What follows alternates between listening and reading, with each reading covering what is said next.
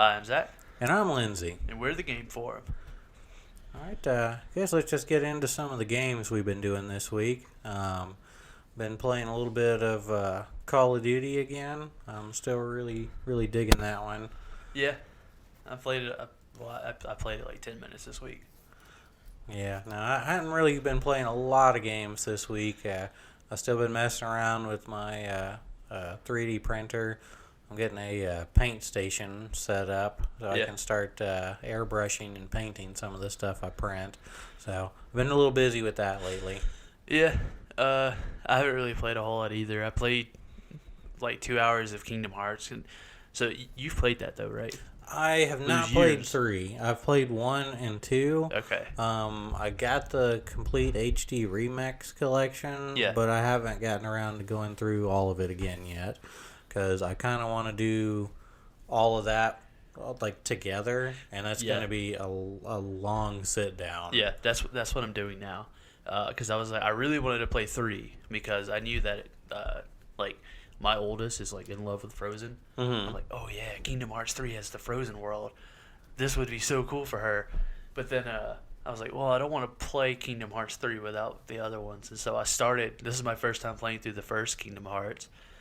And it is completely different than what I was expecting it to be. I thought it was turn-based, and it's not. Mm-hmm. And I didn't know that you can, like, oh yeah, just get in your stupid gummy ship. And that is a really stupid name. You can just, just go to another world. So the games are good, though. The games are really good. Yeah. I enjoyed them. I need to play them again. So far, I'm having a lot more fun with it than I was expecting. But I know that the story gets really redundant, or not redundant, but just bizarre. Complicated. It's like the Xenohort dude just like splits into like two. There's the nobodies, and then there's the heartless, and then there's the normal person, and then I'm like, okay. But other than that, I mean, I played another game called Virginia. That came out forever ago. But so what is Virginia? It's this. So in Virginia, 1992, there was a case through the FBI of like, basically the captain or boss at the FBI place. I guess is Langley Falls in Virginia or something. Oh yeah, the FBI headquarters. Yeah, so it's FBI Langley, headquarters. Virginia. Yeah, and then he like got a new recruit to come in, but they had a plan all along to like move this person up to like take it to take over when he went on, and apparently they were like involved with some cult that was. No, maybe not a cult. It's a cult in the game, I guess, for interest sake. But so is this game based on like a true story, or is this like an original story, or somewhere in between? It's based on actual events that they added the story to. Okay. So there was really a captain who was corrupt, and he was bringing on people to take over when he went, when he retired or whatever. And so that's what the game was. But like, you don't know that at first. You think that like, man, this captain's really messed up. And you're doing all these things for him, and there's no dialogue. There's absolutely no dialogue. It's all body language and music. That seems like a lot to try and like get across with no dialogue. Yeah, but there's some impactful moments to where like you were looking at a receipt in a diner with your partner, and then it immediately switches to you're in front of a door looking at a missing poster, and so you like knock on the door, and a preacher opens it. And he looks really upset, and then it immediately snaps to like you in the room with what you assume is the mom like crying. So you immediately put together like, okay, so this kid's missing. This is the mom. The preacher's here, and then it's like, okay, you got to go investigate. You just do what you do. And so I was like, okay, I guess I'm gonna go to the kids' room, and you go to the kids' room and you look around, and I'm like, this is pretty cool considering there's no dialogue. Yeah, no, that sounds interesting. It sounds a little trippy too. Well, it gets. I mean, I guess I'll. Like, don't spoil anything. Yeah. For people who want to play the game. I don't think people are going to want to play that game. It came out maybe 2016, 2015, and it didn't do very well. Okay, well, I guess we'll leave it on this then. Would you recommend that game?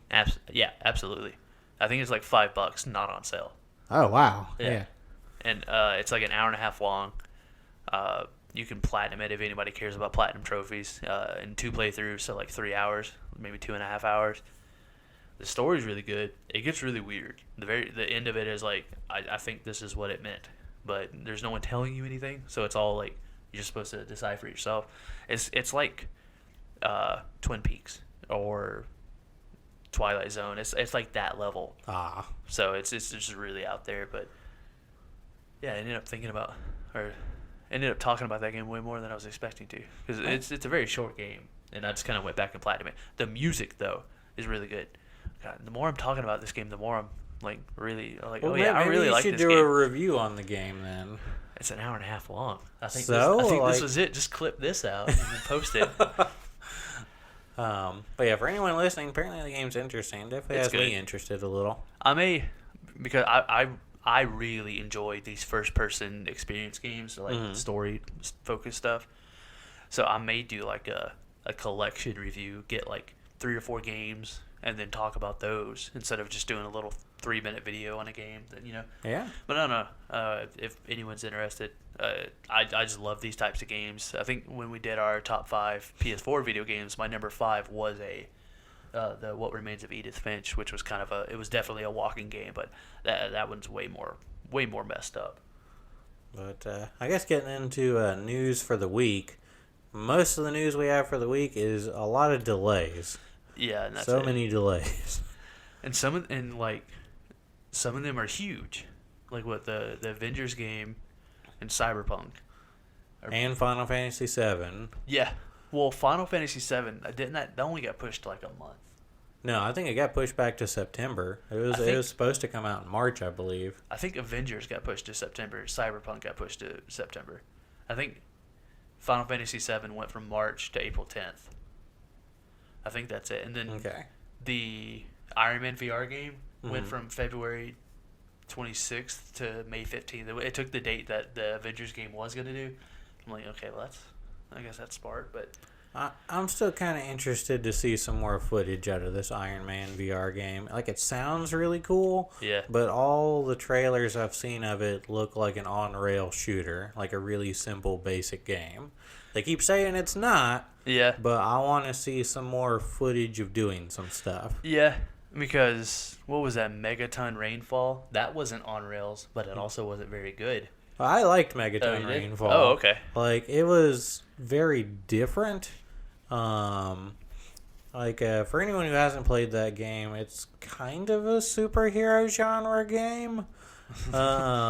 It's hard to say. It's kind of short, but essentially you end up getting more and more powers, and you end up being able to like fly around, and eventually you have to start fighting these like alien monoliths and monsters and stuff, and you have to fight each one a different way in waves, and you have to prevent like a certain amount of civilian casualties as you're flying around and fighting them.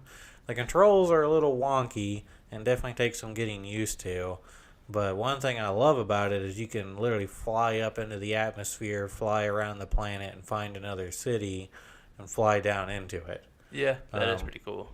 You can also fly out in space, and not just a little way in space, like way the hell out in space. And you can't go to another planet though, right? Oh yes, you can. You can like go to another solar system. Like the game is like ridiculous. One of the trophies in the game I was looking up was like get like a light year away from Earth or something ridiculous. Like see our galaxy from a distance. God.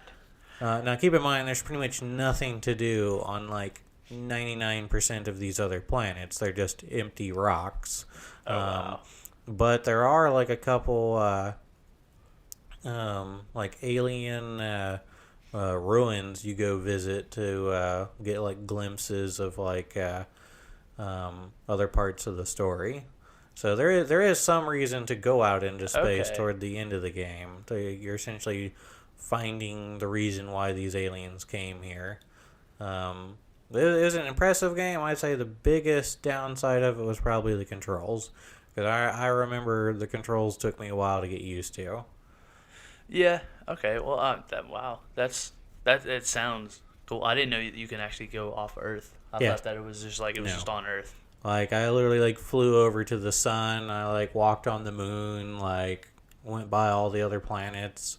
Like and then like you can just keep going. That's so cool. See, now thinking about that, I'm like, man, that sounds a lot like No Man's Sky. But then No Man's Sky is in VR now. God, I still need to play that. I keep forgetting they added the VR patch on. I need to load that up and play that. And apparently it's really good. And so, I mean, yeah, that's a good VR, a game to have VR. I think Dreams, which comes out next month, I think that has VR too. It does have VR support. Yeah. That game I'm really excited for just because of the limitless possibilities you have in the game. Because I've seen people make like first-person shooters or like platformers. It's a game where you can like make games in it. Yeah. Have you seen the dude that made the facial animation using the DualShock 4? No. Okay, so this is going to be a terrible explanation of this. Just look up like facial animation Dreams DualShock 4. Hopefully it pulls up that video and not something weird. But it's this dude has like the controller is in front of his face and he has strings attached to certain buttons like the triggers and thumbsticks, and he has those strings attached to certain parts of his face. So like the thumbsticks might be on his eyes and like the triggers are on his mouth or whatever. And those buttons are hot mapped to a face that is on this that he made in Dreams. And so whenever he would wink or like move his eyebrows up and down, it would move the tape, which would move the string, which would move the buttons on the controller, which would make the face move. Oh, that's weird. It was crazy. And it was just some dude that was just like, oh yeah, look what I made. I'm like, you just made facial animations in a game that was designed for like making games and stuff.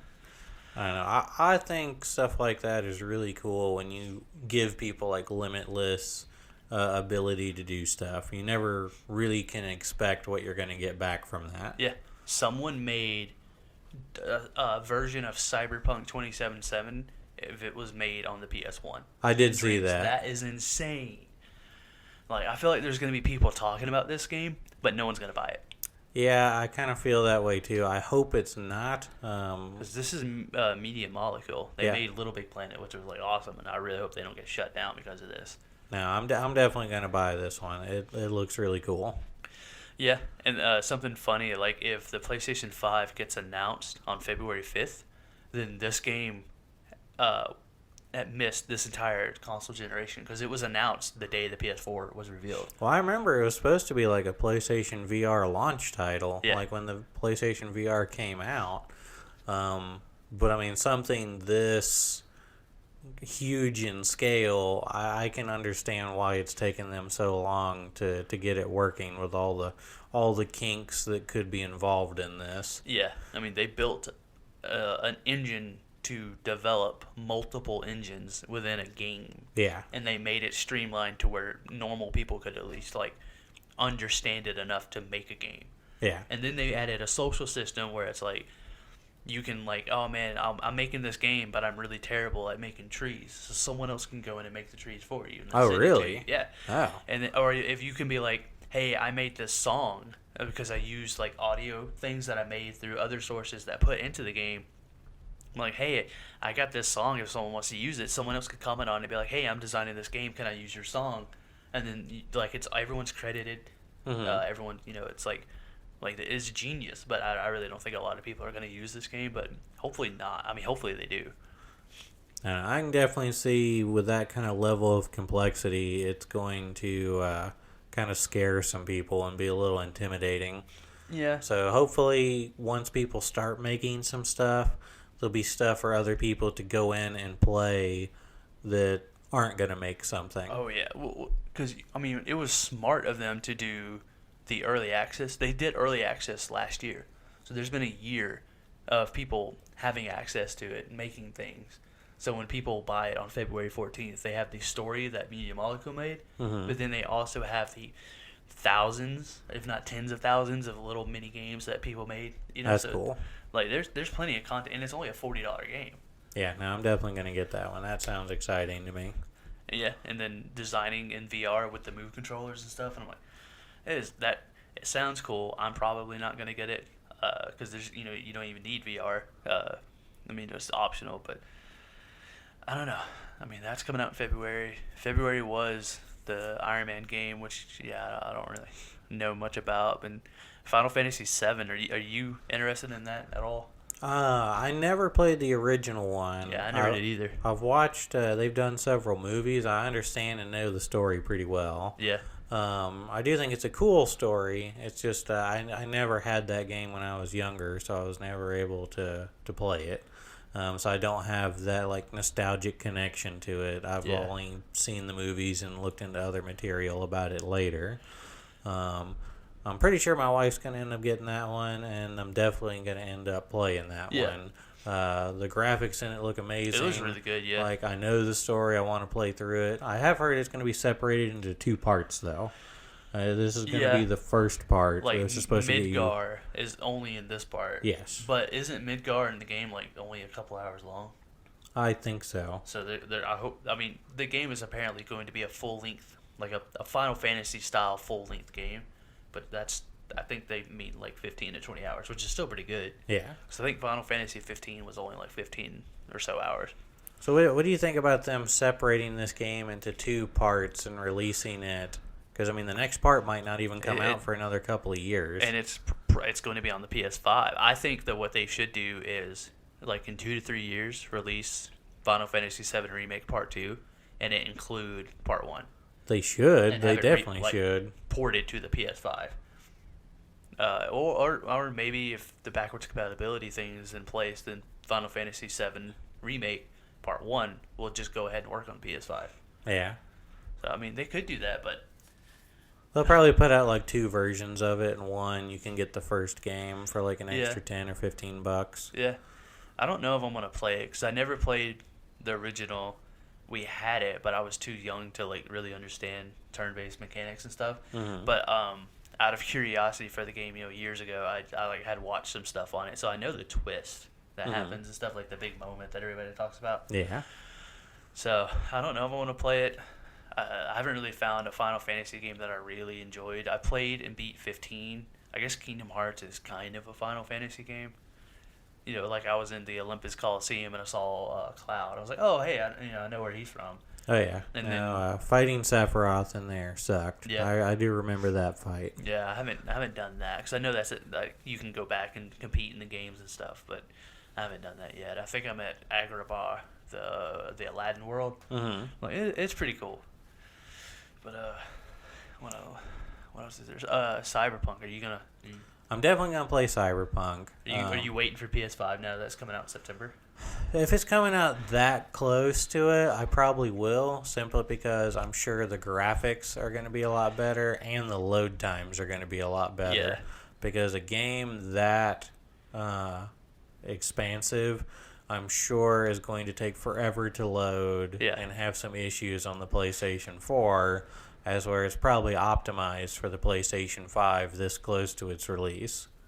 I hope so. Because they somehow got that to run on the the PS4. So the footage that they've shown is only insanely high end PCs. So I can't imagine that the PS4 and the PS4 Pro is going to be comparable to that. Yeah, it's like I'd rather just wait till a PS5. I'm sure it'll look good on the PlayStation 4. It's probably not going to look as good as the footage we've seen. Yeah. And I'm sure when you go to load something, it's going to be like Red Dead, where it takes 5 to 10 minutes to load an area. Yeah. I do remember that. That game looked really good, though. But there's also not going to be sprawling cities with, tens of NPCs on screen and stuff. And then Marvel's The Avengers, I have no interest in that game. Yeah, I haven't really, seen anything on that game that really has my interest. And it's like, man, I really got to buy that. I mean, I like the Marvel movies and everything, but it just seems to be like a Destiny with Marvel skins on top of it from what I'm seeing. Yeah. And I kind of get the feeling that game is going to have a lot of cutscenes in it. So where you go beat up some random people and then cutscene, and then you have to fight a boss and then cutscene. Cinematic game, but I think it's borrowing too much from the movies. Yeah. I don't know if I'm gonna play it. It's weird because it's Square Enix publishing it, and then it's Crystal Dynamics developing it, and neither one of them have experience with a games as a service style game. Yeah. So I don't. I'm definitely not going to get it at launch. I Yeah. don't have plans to get it. If it comes out and everyone just raves about how amazing it is, I might. We'll see. Yeah. But then again, with the games as service, everyone can be like, this game is amazing, and then 7 days later, they're like, there's nothing to do in this game now. Because I think that's what happened with Destiny 2. Everyone was like, this game is awesome. And Well, it was okay, like, well, where's the content? Destiny 2 did end up adding a lot of stuff into it. Yeah. They've got it's been probably a year since I've played it, but I mean, there's a lot of stuff to do in that game. Yeah, I bought Shadowkeep with the intention of like I'm going to stick with it and play it, and then I played like maybe 8 hours of it, and then I don't think I finished the small story or so that's in Shadowkeep. But yeah, Destiny it's crazy that Bungie left. What was it, Activision? And Yeah. kept their IP. Yeah, I don't know how they managed to pull that one off. I'm definitely glad they did. I like Destiny. Yeah. But I'm definitely interested to see what they do with it going forward. I really would like to see Destiny go back to what they had originally announced, essentially having, instead of Destiny 1 and then Yeah. Destiny 2 and then Destiny 3, just having a 10-year architecture on the game to where they have Destiny and they just keep adding stuff onto it. And I mean, kind of do what Ubisoft has been doing with some of their games, like Yeah. Rainbow Six and Yeah. For Honor, where they just keep adding stuff into it and keep refreshing it. For Honor's even got some graphical updates to it to make the game look Yeah. better, like a new lighting engine and metal textures. I mean, Rainbow Six Siege is what, 5-6 years old now? Yeah. And they just keep adding stuff into it. New maps all the time, new weapons, new operators. Yeah. I would love to see more games do that, because when you find a game you really like, let's say you like one Call of Duty, and then you only get to really play it for a year, and then the next one comes out, and you're like, well, I don't really like this one as much, but then they don't do anything with Yeah. that other one. It's just time to move on to the next one. Yeah, I feel like this year, this Call of Duty, Modern Warfare, they're definitely gonna like try to hold on to it a little more excuse me. So it seems like Black Ops will be the next Call of Duty, but that's gonna be Treyarch, which just developed the previous Call of Duty, before Modern Warfare. And so, like, are they gonna go on two teams doing 2-year cycles, or are they gonna? Honestly, they should take a break, take a year off from Call of Duty. It's not gonna. Well, I mean, I don't know. It's Activision. That's all they got. Yeah, I'm like, they have a lot more stuff than that, but I mean, it's a big money maker, and Yeah. I'm sure they rely on that income. But what I would really be okay with seeing is maybe have, instead of a different Call of Duty every year, start alternating to where they have, okay, this team is going to have the Modern Warfare franchise, and instead of like Modern Warfare 1, 2, 3, 4, 5, 6, 7, 8, 9, 10, or whatever, just have this Modern Warfare stay around, continue to add in maps, continue to add in characters, Yeah. and see how the community keeps buying stuff, and maybe that's a viable option. And then maybe they have the Black Ops franchise, because I mean, this game and the last one have very different play styles and features to it. I like Modern Warfare a lot better because it's rapid pace, low health. It's very chaotic. It's fun. Yeah. That's what I like about it. Black Ops 4, I definitely feel is a little bit for more experienced players. Yeah. To where they have a lot more health, a lot more armor. You can take a hit and react, and you can definitely fight it out and slug it out. And some people really like that. They're very built toward different players. So maybe have the two different franchises coexist, Yeah. and just keep adding in stuff to Black Ops. Add in new maps, add in new characters. Yeah. Because that way you're going to have both people who like different play styles on a Call of Duty going forward. Yeah.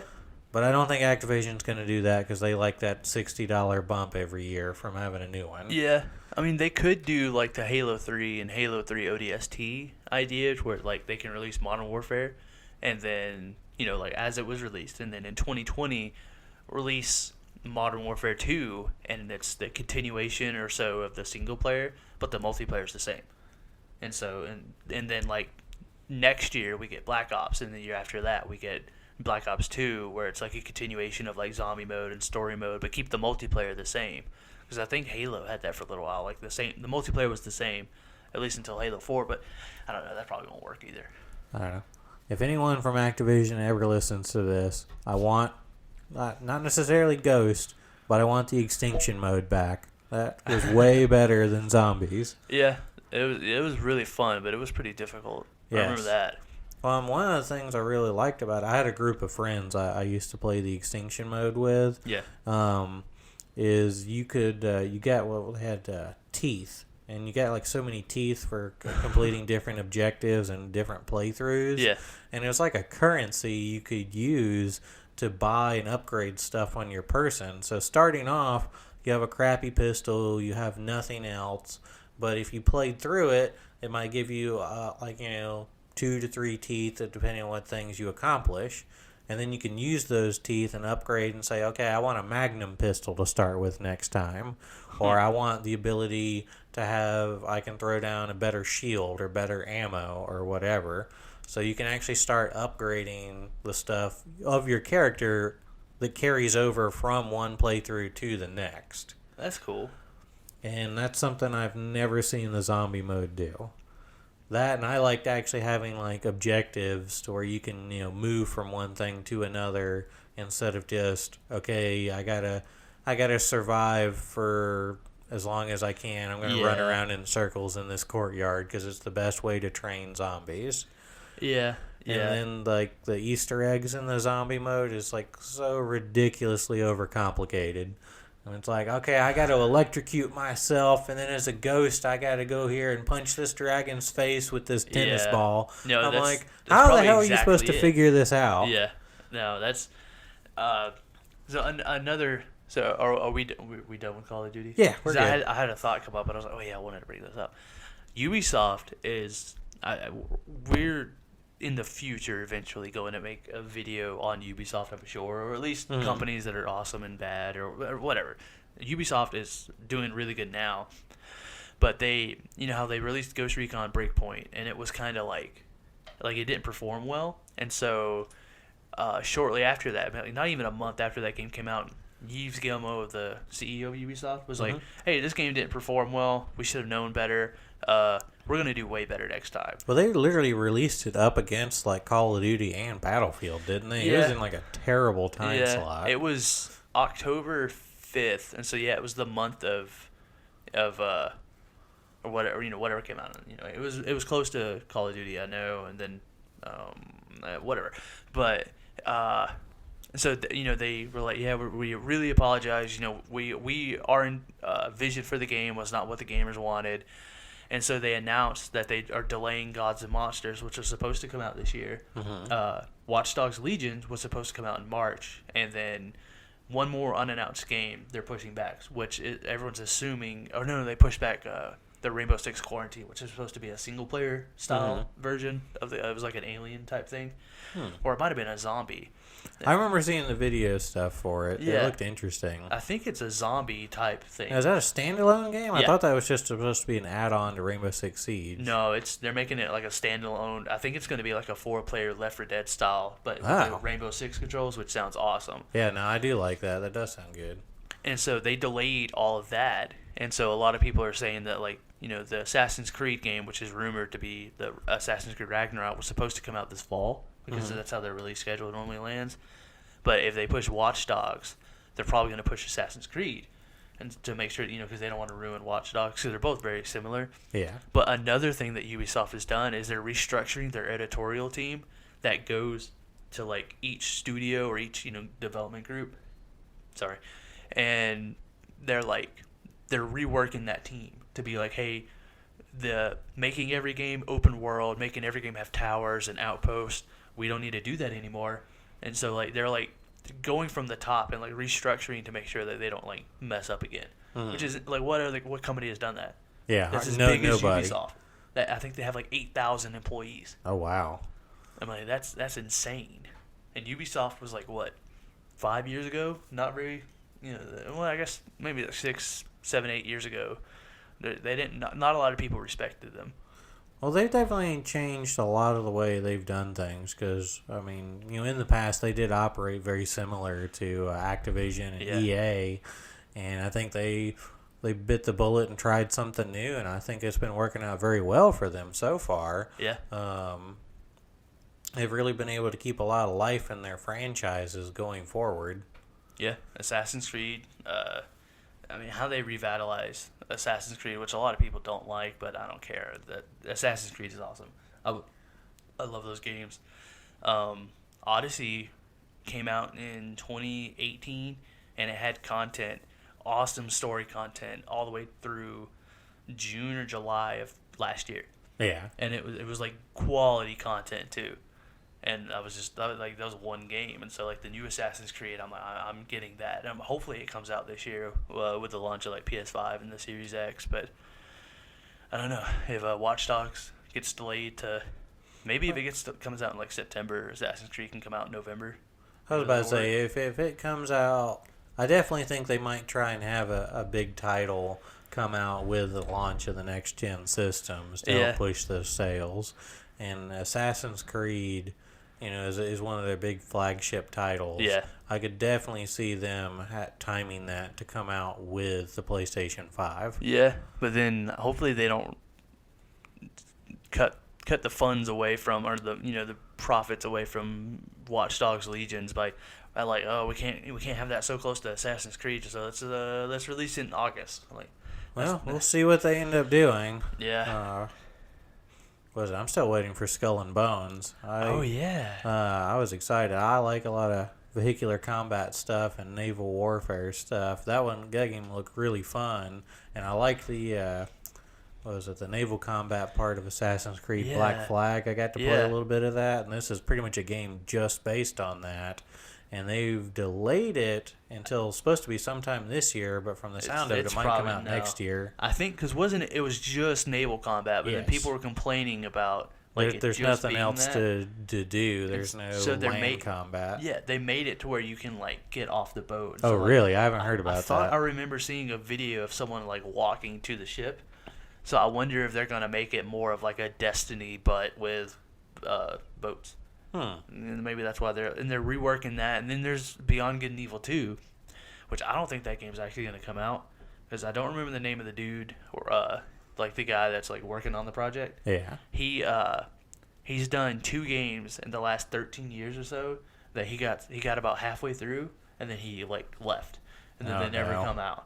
Like there was a game called Wild that was revealed at E3 2014 for the PS4 and it still hasn't come out. And he was working on it, and after that he worked on another project which didn't come out, and now he was announced to be working on Beyond Good and Evil 2, and we haven't heard anything since E3 2018. That doesn't sound good. But it could just be Ubisoft just like, well, if it's not ready, it's not ready. I am 100% for developers waiting until a game is released, because I mean you look at like Anthem. Anthem was definitely pushed out the door like half baked. They're like, we got to have this game out right now. I don't care if it's still a liquid in the pan in the oven. Yeah. Let's take it out and throw it at somebody. Yeah. And then charge $60 for it. Yeah, and I mean, that pretty well killed that game. Yeah. Like, it looked like it had the bones of a good game, but it was fun. It was like in alpha state. Like, it was nowhere close to done. Yeah. It was a fun Iron Man tech demo with guns. Yes. I mean, I enjoyed playing it, but it was like we only played like 2 hours of it on the beta. Yeah. Well, I mean, even with that though, I mean, we ran into a bunch of glitches. Like it crashed a couple of times, and I never bought the game, but I mean, I heard that there was not very much content to do. You pretty well beat the story in like 8 hours, and that's it. Yeah. Yeah, that is true. So no, yeah, I mean, developers releasing games or announcing games too soon. But then there's like CD Projekt Red with Cyberpunk. They talked about that game in 2013. Yeah. They're like, oh yeah, our next game is going to be a cyberpunk game, and I'm like, okay. I mean, that trailer came out like forever ago. Yeah. And I remember it got a lot of hype when it first came out. And it was like, this isn't coming out for a long time. I think it was 2015 when something like that. Yeah. It was just that the girl like leaping around everywhere through the buildings or something like that. Oh, it was what was it? It was like spinning around. It was like a android or cyborg that had killed somebody, and the police were like shooting at her. Yeah. Okay, yeah. That was definitely almost 5 years ago. Yeah. And that game had probably already been in development by then. Well, I can imagine how long it would take to develop a game of that scale in that amount of detail. Yeah. So I am perfectly fine with them holding their cards until it is ready and then being like, okay, now it's done and it's perfect. Here you go. It's like, is that better? Or remember back in the PS2 era when we got Grand Theft Auto 3, Vice City, and San Andreas in 3.5 years? Yeah, well, I mean, you got to think though, But like, yeah, those games. like Grand Theft Auto. Think about how much that has changed. Like the graphics, like how long it takes to make Yeah. things of the level of fidelity we have now. Yeah, The that's true. size of the levels. Like then, like what was it? Grand Theft Auto 5 could fit like all the previous Grand Theft Auto levels in it. Yeah, and it was only one yeah. area. That's true. So, I mean, you're really expanding out on the scope that it takes to develop things. Yeah. So, I mean, don't get me wrong. I definitely enjoy, the graphics and just the sheer scale of stuff to explore. And most of it in a lot of these big AAA games is not just procedurally generated. I mean, everything Yeah. is put there for a reason. Yeah. If you want to, do like No Man's Sky and say, okay, here's a planet procedurally generate, that's one thing. But Yeah. if you want to, model out a whole city where every trash can and trash bag has been placed there, that's going to take a minute. That's true. And I think I remember, what was it? Grand Theft Auto 5, or maybe it was the original Red Dead Redemption. The Wives of Rockstar thing came out. It was like a letter they wrote to some outlet or whatever, and it was the wives of all the people that worked at Rockstar were like, hey, we don't get to see our husbands anymore. We don't get to see our family. And Oh, yeah, I remember that coming out. And so Rockstar got a bunch of crap for that. And then, they got some more crap for Red Dead 2. But now CD Projekt Red, they were like, hey, we know crunch is bad, but this, it's inevitable. They're gonna have to do it. But it's also like this game comes out in September. Do you need that long to? Because the game's done and playable. They're just like polishing and like QA testing and stuff. Yeah, well, I would I say guess for a game of that caliber, we don't I mean, know. think Know about- how big that game is. think about like how much crap Assassin's Creed got for that facial glitch thing. That is true. That's just like one glitch out of like the whole game. Yeah. And like I would say that definitely hurt their sales. Yeah. Oh yeah. Yeah. So, that is true. One tiny oversight can cost, millions or hundreds of millions of dollars if they don't nail it. Yeah. And then what was the WWE 2K20 is like the laughing stock of the game industry right now because the game is completely broken, and that was a whole disaster in on itself. But yeah. I think that's about all we got for this week. Yeah, I haven't played anything else. There's really no news. I'm sure whenever the PS5 gets revealed, hopefully in February, we'll have a We'll have a longer one going in more in depth. We'll probably do one just on the news of the PlayStation release. Yeah, just do one on that, and then we could possibly just do like a normal episode just on everything, like the bulletin points or whatever. But right now, it's a slow week. Yeah. All right, everybody. We appreciate you sticking around with us. Yeah, I'm Zach, And I'm Lindsay. and we're the Game Forum.